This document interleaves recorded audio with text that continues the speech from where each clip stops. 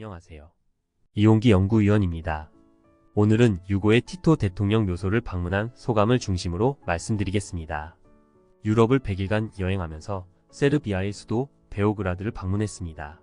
초등학교가 아닌 국민학교를 졸업한 사람에게는 학교에서 유고슬라비아의 수도로 배운 곳이죠. 세르비아라는 국명도 유고슬라비아에 비해 낯설게 느껴집니다. 유고슬라비아라는 국가는 역사 속으로 사라지고 없습니다. 지금은 8개의 크고 작은 나라로 쪼개졌습니다. 그 중에서 가장 큰 나라가 세르비아로 유고슬라비아 연방의 수도를 그대로 사용하고 있습니다. 베오그라드를 방문하는 기회에 꼭 가보고 싶은 곳이 있었습니다.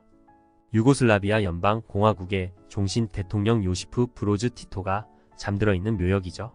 무정한 세월의 권력 무상의 현장이 궁금했습니다. 티토 전 대통령이 서거한 해가 지금부터 44년 전인 1980년입니다. 유고슬라비아라는 나라가 발칸 반도의 맹주로서 세계 무대에서 위상을 떨치던 시절이죠. 그의 장례식은 전 세계에서 조문단을 보낸 세기의 행사로 거행됐습니다.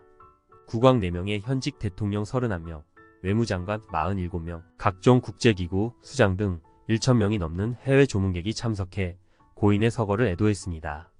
브레즈네프 소련 공산당 서기장, 화거펑 중국 총리, 마가렛 대처 영국 총리, 인디라 간디 인도 총리, 아라파트, 팔레스타인 의장 등의 지도자들이 참석했습니다. 발칸 반도 역사상 가장 위대한 인물로 평가받는 그는 그렇게 수많은 사람들의 애도 속에 떠나갔습니다. 티토 전 대통령은 유고슬라비아 역사박물관 부지에 있는 꽃들의 집에 부인과 나란히 잠들어 있습니다. 생전의 관저 근처의 별관처럼 지은 크지 않은 건물이죠. 평소 국사도 처리하고 휴식도 취하던 장소인데 본인의 뜻에 따라 그곳에 묻힌 겁니다. 그리고 12년 뒤 유고슬라비아라는 국가도 뒤따라 묻히고 말았습니다.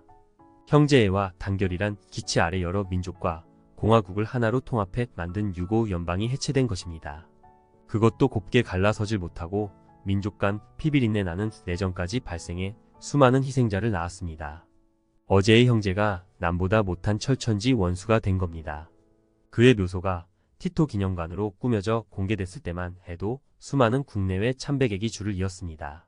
근위병이 24시간 경비를 서서 지키는 국가적인 성역이었죠.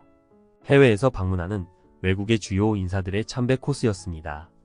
유고 정부에서는 티토의 사망일인 5월 4일을 국가 추모일로 정해놓고 사망 시각인 오후 3시 5분.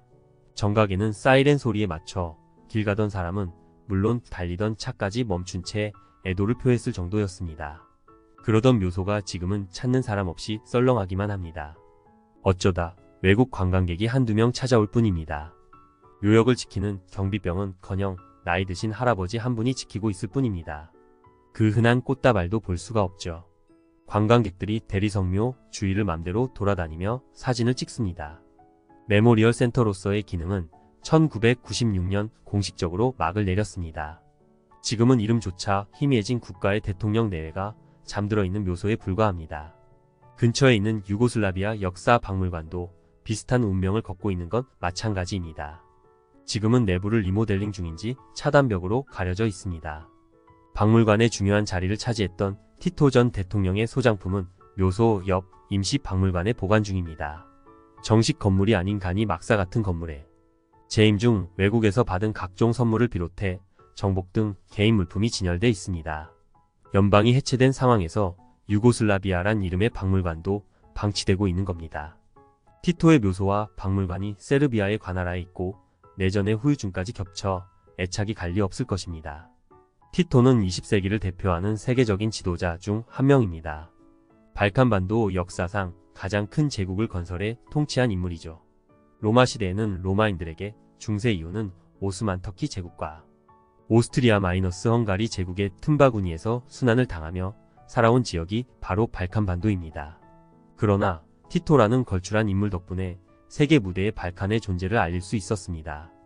2차 대전에서 나치 독일 등 추축국의 침략을 받았을 때도 티토의 영도와의 연합국의 도움 없이 나치를 몰아낸 나라가 유고슬라비아입니다.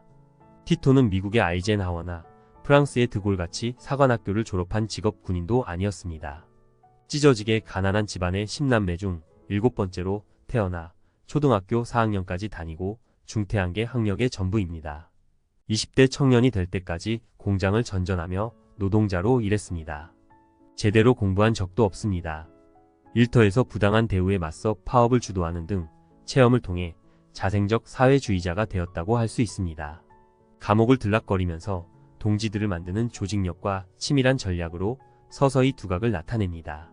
전국적인 레지스탕스 조직의 총사령관으로 활약하며 나치 독일을 축출한 뒤 해방 조국의 총리가 되고 대통령이 되고 종신 대통령까지 올랐습니다. 냉전 시대에는 동서 진영 어느 한편에 치우치지 않고 인도네시아의 수하르토 대통령, 이집트의 나세르 대통령과 함께 비동맹 연합을 주도해 제3세계의 목소리를 내는 지도력을 발휘했습니다. 유고슬라비아 연방공화국의 대통령이 된 뒤에는 국가적 통합을 최우선 과제로 삼았습니다. 그 과정에서 각 공화국의 분열주의자들을 탄압하는 등 강권 통치를 편점은 과실로 남아 있습니다.